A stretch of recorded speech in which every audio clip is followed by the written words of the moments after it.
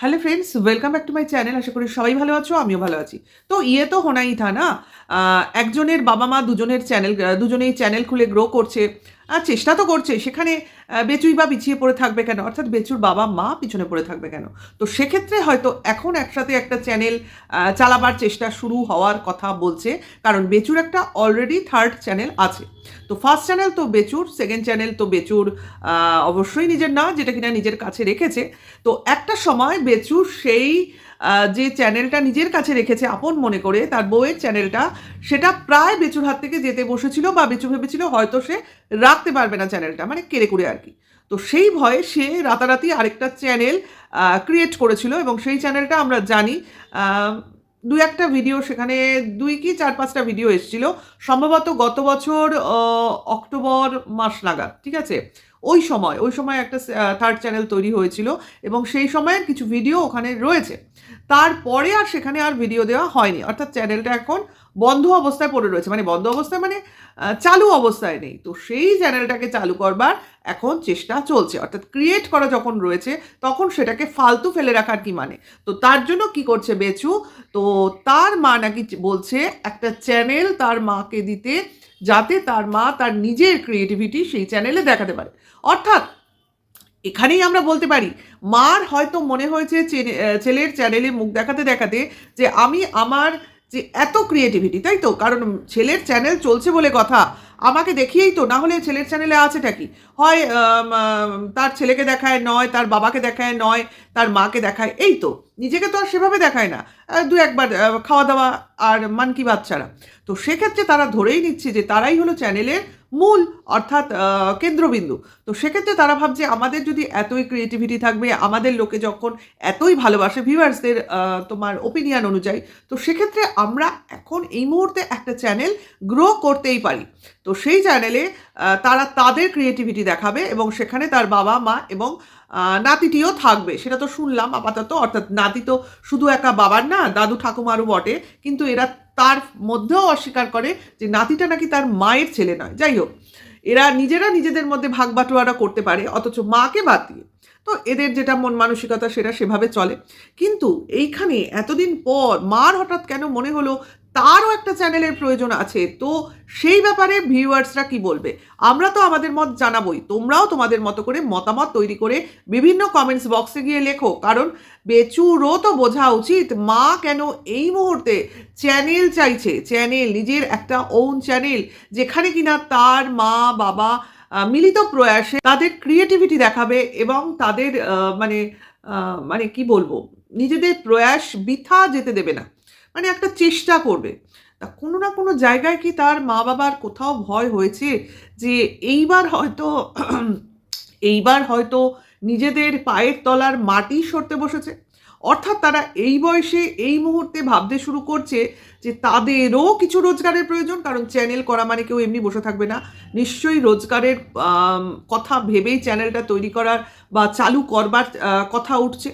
তো এখানে এমন নয় যে বেচুর রোজগারে তার বাবা মা খায় না, বা বাবা মার রোজগারে বেচু খাবে না, এমন ডিভাইডেড বা ডিভিশন রুল এখানে এখনো অবধি নেই।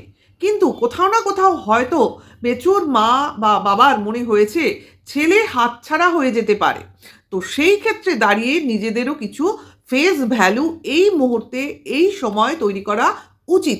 অর্থাৎ ছেলে যদি ভবিষ্যতে নিজের ভাগটা নিজে বুঝে নেয়, নিজের মানে কি বলবো, প্রাইভেসি মেনটেন করার জন্য এচুর সঙ্গে মিলে মা বাবাকে সেইভাবে প্রায়োরিটি না দেয়, তো সেই ক্ষেত্রে বেচুর মা তো সেই স্ট্যান্ডার্ডের মেন্টালিটি পোষণ করেন না, যিনি কিনা আজকে কত বছর আগে যার 3.5 মাসের বাচ্চাকে উনি নিজের কাছে না রেখে বাপের বাড়ির উদ্দেশ্যে দান করে দিতে পারেন, তাই না? দানই বলবো, কারণ যে নিজের সন্তানকে ওই বয়সে কোলছাড়া করতে পারেন, তো উনি মহা বড় দানী, তাই না?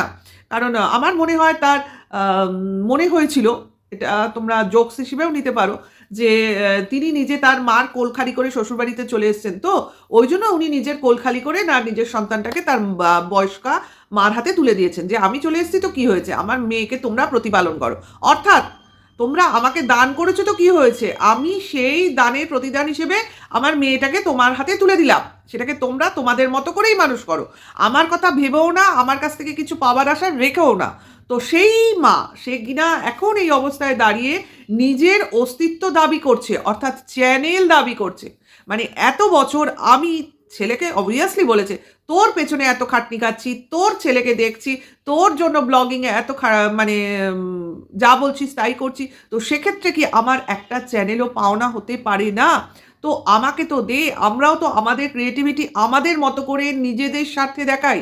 তো এই একটা প্রসপেক্ট হতে পারে যে মা বা বাবা কোথাও না কোথাও নিজেদের মানে অস্তিত্ব সম্বন্ধে ভয় পাচ্ছে, এবং এচুর রিলেশন নিয়ে তাদের হেডেক তৈরি হয়েছে। অর্থাৎ ছেলেকে তো ওনারা কোনোভাবেই এখন এই মুহূর্তে আটকাতে পারছেন না, কারণ ছেলে এখন নানানভাবে নানান মস্তিতে মজে রয়েছে, এবং এখন কোনোভাবেই এই দিদিরা ভাইকে কোনোভাবেই তার ওই মরিয়া নেশা থেকে সরাতে পারছেন না। তো সেখানে বাবা মা কোনচা, তাই না?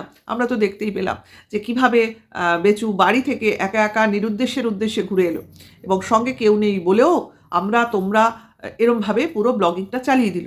তো সেক্ষেত্রে বাবা মার তো একটু হলেও মনে সংশয় হবে যে ভাই এইবার তো আমাদের পাওনাটা বুঝে নি, আমরা আমাদের সর্বস্ব ছেলেকে দান করেছি, তো আমাদের হাতে আছেটা কি? একটা চ্যানেল তো থাকুক, অন্তত চ্যানেলে মুখ দেখিয়ে তো মাস গেলে কিছু টাকা তো আসবে, যে টাকা দিয়ে আমরা অন্তত আমাদের উনুনটা গরম করতে পারবো, তাই না? তো সেই একটা প্রসপেক্ট থাকতে পারে এই চ্যানেল চালানোর। আরেকটা প্রসপেক্ট হতে পারে, যেটা আমার মনে হয়েছে, যেটা কিনা বেচুর মনে হয় স্বাভাবিক বেচুর দিক থেকে, সেটা হলো যে একটা চ্যানেল তো চলছে, সেকেন্ড চ্যানেল চালাচ্ছে, দেখেছো বেশ এই মাসখানেক ধরে সেকেন্ড ভিডিও হিসেবে চালাবার শুরু করেছে। এখন এই মুহূর্তে হয়তো তার মনে হয়েছে থার্ড ভিডিওটা সে কী করবে। হ্যাঁ, এটা হতেই পারে, সে ভাবছে দুটো চ্যানেল তো আমি আমার মতো কন্টেন্ট তৈরি করছি, তো থার্ড ভিডিওটা একটা কাজ করি যেখানে কিনা বাবা মাকে বলি তারা সেটাকে নিয়ে ভাবুক, কিছু করুক। অ্যাকচুয়ালি আমার মনে হয় এখানে এই মাধ্যমটা মেইন মানে কাণ্ডারিটা হবে বেচুর বাবা স্বয়ং, কারণ সে অলরেডি শুরু করতে চাইছে কিছু গল্প, কবিতা, নাটক, যাত্রাপালা, সঙ্গে কিছু তোমার ওই ফোরন হিসেবে রান্না। তো এইভাবে, আর তার সঙ্গে বাচ্চাকে দিয়ে নানান ড্রামা, মানে আজকে বাচ্চা কোনো গল্প বলছে, আজকে বাচ্চা কোনো তোমার শর্টস করছে, আজকে বাচ্চা তার ভবিষ্যৎ পরিকল্পনা বলছে, কিংবা বাচ্চা কোনো জাদু দেখাচ্ছে। এই যে ছোট ছোট কতগুলো জিনিস, সেইগুলো দেখে নিও তোমরা, ওই থার্ড চ্যানেলে আসতে চলেছে। অলরেডি একটা শর্টসের কথা বলতে বলতে আমার মনে এলো যে বেচুর ছেলের একটা শর্টস আমার এই রিসেন্ট কিছুদিন আগে 25শে ডিসেম্বরের আগে আমার চোখে এলো, যে ছেলে ভবিষ্যতে কি হবে সে নিজেই ডিক্লারেশন দিচ্ছে। তো শর্টসটায় কি দেখলাম, ছেলেটা যোগাসন করছে। ভাই দেখতে দেখতেই মনে হলো এ তো ভাই না দেখলে বাচ্চারা করবে না, হয় বাড়িতে কাউকে করতে দেখবে, নয় বাড়িতে কাউকে করাতে দেখবে। তো এই দুটো প্রসেস হচ্ছে বাচ্চার যোগাসন শেখার। কারণ বাচ্চা যে স্কুলে পড়ে সেই স্কুলে কিন্তু পিটি হিসেবে বলবে, সেখানে কিন্তু যোগাসন বলে কিন্তু স্কুলে বলবে না, যেহেতু ওটা একটা নার্সারি ইংলিশ মিডিয়াম স্কুল। সেখানে কিন্তু কখনো যোগাসন কথাটা ইউজ হবে না, সেখানে পিটি বা তোমার ফিজিক্যাল এডুকেশন এইভাবে তোমার ইউজ হবে। তো এই যে যোগা কথাটা এলো বাচ্চাটার মুখে, তো কোথা থেকে এলো? কারো কাছ থেকে শুনে এলো, বা কেউ বলছে সেটাকে ভালো করে ও লক্ষ্য করেছে, তার থেকে এলো। এবং যে আসনগুলো দেখাচ্ছিল বা পিটি স্টাইলের যোগাসনগুলো দেখাচ্ছিল, যেটা কিনা ওই সাহা ম্যাডাম করে, তো অ্যাজ ইট ইজ সেই জিনিসগুলোই বাচ্চাটা ইমিডিয়েট করছিল। তাই বলি, আমরা যে বলি না এই যে ওই সাহা সিক্রেট রুমে আছে, তো কোনো না কোনো রুমে থেকে তো নিশ্চয়ই এই যোগাসন করায়, যেটা কিনা বাচ্চাটা হয়তো বা দেখে, অথবা মোবাইলে দেখে, কোনোটা কোনো জায়গায় দেখে, না হলে এই জিনিসটা আসবে কেন? এবং বাচ্চাটা সেই করতে করতে বললো সে নাকি বড় হয়ে যোগা করবে, সে পুলিশ হবে। এই যে জিনিসগুলো বলা, এগুলো কিন্তু বাড়িতে কিছু দেখা, শেখা, শোনা, সব কিছুর মাধ্যমে বাচ্চাটার মনে আসে। বাচ্চাটা তো এমনি এমনি বলতে পারবে না, সে ডাক্তার বললো না, সে ব্লগার বললো না, সে একদম পুলিশ যোগাসনে চলে গেল। তার মানে বাড়িতে যেরকম আলোচনা, বাড়িতে যেরকম তোমার সমালোচনা, তো সেখান থেকেই বাচ্চার কানে আসে, এবং বাচ্চা সেটাতে প্রভাবিত হয়, এবং বাচ্চা সেটাকে অ্যাডাপ্ট করে। তো বোঝা গেল। তো আজকের আমার ব্লগিংয়ের এগুলোই উদ্দেশ্য ছিল, যে এই যে চ্যানেল গ্রো, কারণ আমরা তো জানি ভিউজ যথেষ্ট ডাউন হয়েছে, আর বড় ব্লগার হিসেবে তার ভিউজ অনেকটাই কম। সেক্ষেত্রে এই দুটো চ্যানেলের ভিউজেও হচ্ছে না, এখন আরেকটা চ্যানেলকেও চালাতে হবে, তবে না ইনকামটা যদি একটা মিডল ক্লাসের মতো হয় আর কি, মানে যেরকম হচ্ছিল সেইটা তো হচ্ছে না, অন্তত একটা 40-50 হাজারের মতো একটা ইনকাম যাতে মাস গেলে আসে, তাই না? কারণ আমরা জানি এখন ইনকামটা অনেক কম হচ্ছে, তার মধ্যে আবার কোনো প্রমোশনাল ভিডিও আসছে না, তো এটা তো বিশাল বড় একটা তোমার ল্যাক অফ মানি হয়ে যাচ্ছে। তো তার মধ্যে থাকছে কেস, তার মধ্যে থাকছে বিভিন্ন কেসের দরুন খরচ, এবং প্রচুর তোমার সাইড খরচ থাকে, এবং ঘুরতে বেড়াতে যাওয়া সকাল রাত, বুঝতেই পারছো। তো সেইগুলোর মানে তোমার টাকা উঠছে না। তো তার জন্য আর অনুদানও আসছে না। বিশেষ করে পিআরের সব দিদিরা মুখ ফিরিয়ে নিচ্ছে। মানে যারা আর কি অনুদান দিত। তো সেক্ষেত্রে কি হবে? এরপরে পরবর্তীকালে যে স্টেজটা আমরা ভাবছিলাম হয়তো এগুলো যেগুলো ঢুকেছিল সেগুলো আবার বাইরে যাবে। তো সেটা না হয়ে কি করা হচ্ছে এখন, চেষ্টা কি করা হচ্ছে? যে ৩ টে চ্যানেল পরপর একই বাড়িতে চালনা করার চেষ্টা করেছে। ভাই এটা কিন্তু খুব হচপচ ব্যাপার হয়ে যাচ্ছে। যদি করতে পারে তো খুব ভালো। আর যদি না করতে পারে তো হাঁড়ি তো আলাদা হবেই। কারণ একই সংসারে কতগুলো তোমার ব্লগ হতে পারে, তাই না? যে কারণে টিনাদের বাড়িতে, টিনা ফ্ল্যাটে থাকে, কোনো সময় এই বাড়িতে থাকে, তার বাবা যেহেতু চাকরি সূত্রে অন্য জায়গায় থাকে, এই জন্য একরকম ব্লগিং দেখায়, আর তার মা তার বাড়িতে থাকে সেই ব্লগিং দেখায়। দেখেছো তো ৩ জনে ৩ জায়গায় নানানভাবে ঘুরে ঘুরে ব্লগিং দেখায়। তো এরা কিভাবে দেখাবে সেটা কিন্তু দেখার বা শোনার বা বোঝার।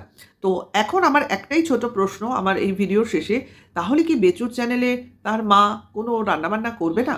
নাকি রোজ রান্নাটা দেখাবে, রোজের রান্নাটা দেখাবে বেচুর চ্যানেলে, আর তোমার স্পেশাল যে রান্নাগুলো, যেমন মনে করো এই যে ডিম পরোটা, এই যে তোমার কি বলে মাঝখানে করলো কি একটা বেশ, এই যে গুড় জাল দেওয়া, এই যে ব্যাপারগুলো, এই স্পেশালিটি ব্যাপারগুলো, তো এই রান্নাগুলো কি আসতে চলেছে বেচুর মার চ্যানেলে? মানে ওই কেয়ার অফ বেচুর চ্যানেল একই, বেচুর মার চ্যানেল আর কেয়ার অফ বেচুর চ্যানেল একই। ভবিষ্যতে কি হবে সেটাই দেখার বা বোঝার, কারণ আমরা দুটো অ্যাসপেক্টেই দেখছি এই প্রপোজালটাকে। তো ভিডিওটা ভালো লাগলে অবশ্যই লাইক কমেন্টস করো, নেক্সট ভিডিও ওয়েট করো। আর এখনকার জন্য এইটুকু, টাটা, বাই।